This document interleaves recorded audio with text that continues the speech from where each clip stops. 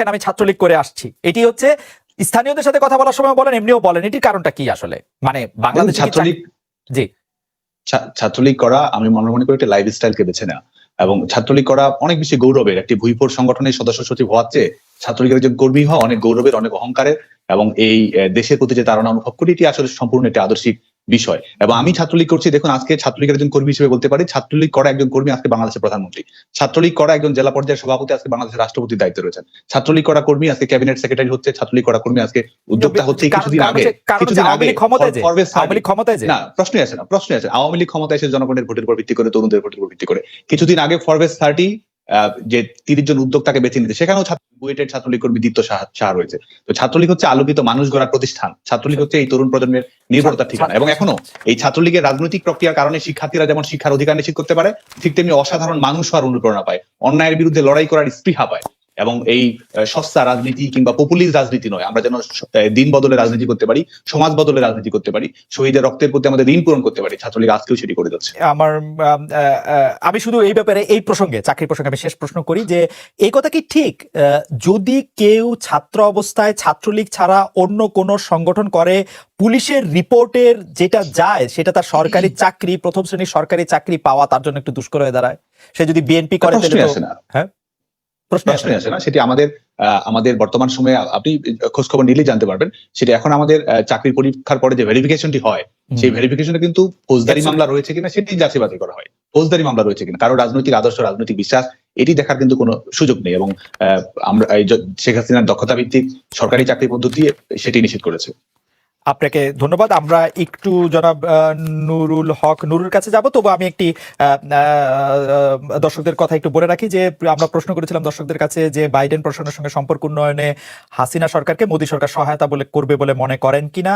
সহায়তা করবেন মনে করছেন শতকরা 26% দর্শক, সহায়তা করবেন না মনে করছেন শতকরা 74% দর্শক, 91,000 দর্শক এখানে ভোট দিয়েছেন। জনাব নুরুল হক নূর, আমি একটু জনাব রেজা কিবরিয়া যে অভিযোগ এনেছেন সেই প্রসঙ্গটিতে আবার একটু ফিরে যেতে চাই, যেহেতু এটি নিয়ে এখন আসলে কথা উঠছে। সেটির মধ্যে একটি বড় অভিযোগ হচ্ছে প্রবাসী অধিকার পরিষদ যখন কোনো টাকা পয়সা দেয় বা টাকা পয়সা দেওয়ার ক্ষেত্রে আপনি নিজেকে সেটার প্রধান উপদেষ্টা করে রেখেছেন এবং টাকা পয়সা যা আসছে সেটি আপনার কাছেই থেকে যাচ্ছে, এবং সেটির ক্ষেত্রে আপনি জনাব রেজা কিবরিয়াকেও কোনো জায়গা দেননি এবং আপনার বিরুদ্ধে সেরকম একটি অভিযোগ উঠানো হয়েছে। আপনার একটু কথা শুনবো, আমাদের আরো কয়েকটি প্রশ্ন রয়েছে আপনার কাছে এই অর্থনৈতিক কার্যক্রম সম্পর্কে।